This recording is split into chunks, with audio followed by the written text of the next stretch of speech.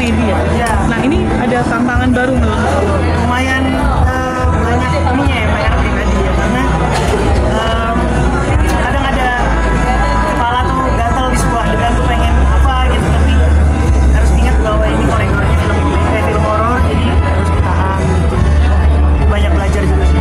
Banyak adegan emosi juga di sana. Caranya tuh gimana untuk kamu bisa acting emosi itu, karena biasanya komedi balik lagi tadi kan. Nah, untungnya karakternya relate, karakternya anak pertama, terus punya adik yang harus kita pikirin, tapi juga di satu sisi kita juga harus pikirin diri sendiri. Komplikasi di pikiran itu yang akhirnya mungkin bisa ngebentuk karakter dan keluar sebagai emosi. Jo, kamu percaya nggak dengan mati suri yang kamu pernah? Oh, Mati suri. waduh, nggak tahu ya percaya atau enggak ya. Tapi kan ada aja sih ceritanya ya. Secara medis kalau nggak salah juga ada deh, pernah ada. Koma gitu ya? Hah? Koma. Iya, komaan gitu.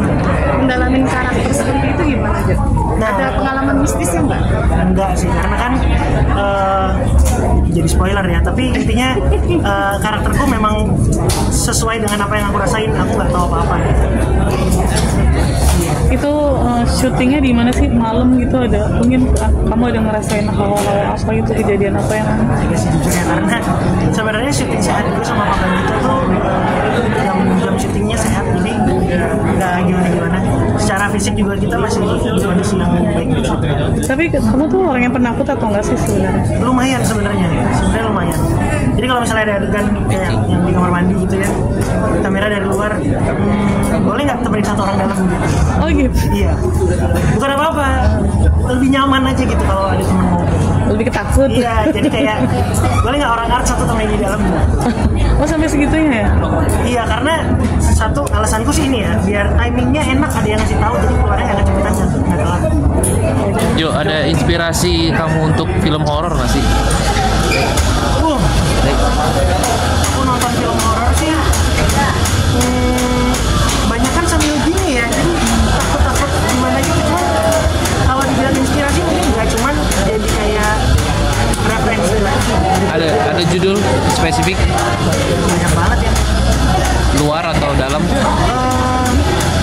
Yang masih nempel di kepala aku sampai sekarang tuh The Exorcist yang pertama. Kayaknya aku nonton untuk kecil banget, dan sampai sekarang masih. Jo, dikit dong Jo, kayaknya di tangan ada gambar baru tuh di sebelah jadi. Oh udah lama. Itu soal apa sih? Foto keluarga. Oh foto keluarga. Nah, memutuskan untuk memasang foto keluarga berupa tato di tangan apa sih mungkin alasannya?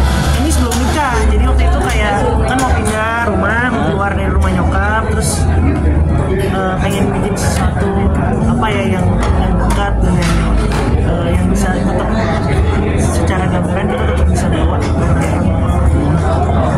Berarti kamu Seberat itu kah atau memang seperti apa? Seberat Iya, sampai akhirnya lu harus nato keluarga gitu di tangan. Kalau waktu itu karena memang aku nggak pernah tinggal sama orang tua, jadi waktu nikah itu pertama kali, jadi ya lumayan kangen.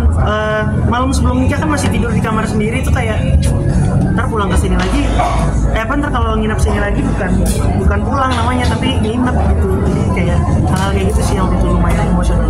Dan hal itu juga sampai akhirnya dirasakan setelah nikah itu seperti apa? Iya benar pastilah. Makanya tapi kan untungnya masih sering ketemu orang tua, sama adik-adik masih seperti itu. minta izinnya ke siapa untuk tato itu? Apa? Oh ke nyokap. Susah, gak gampang. Dijelasin ngerti lah. Lebih baik minta maaf atau minta izin? Minta izin kalau gue. Oh, minta izin. Minta izin. Karena kalau minta maaf tuh ngecit ya. Maksudnya gue nggak tega untuk kayak gitu sama nyokap. Tapi pernah kejadian juga maksudnya lu minta izin dulu abis itu baru bilang sampai akhirnya kayak membekas banget gitu ke lu. Pernah nggak ya? Sampai akhirnya lu bukan tipe orang yang berani gitu sih. Kalau ke nyokap ya. Nah, tapi bakal mau nambah lagi karena space masih banyak kan? nah. Sebenarnya pertimbangannya kenapa sampai sekarang belum nambah, kalau syuting ribet harus di cover gitu doang sih. Mungkin yang membedakan kamu dari dulu yang sekarang apa? Kan dulu kan masih kecil punya anak, membedakannya apa sih? Itu dia. Kalau dulu masih kecil, sekarang punya anak. Ada Anak ajaib. Kalau untuk tato anak sendiri ada nggak? Belum. Perbedaannya apa ya? Ya pandangan terhadap keluarga sih pasti beda ya namanya punya anak. Kalau punya anak tuh udah nggak ada lagi tentang aku gitu, semuanya tentang dia gitu. Berarti tahu rasanya jadi apa? Tahu, cuma nggak 5 anak. Satu. Oke, baru tahu.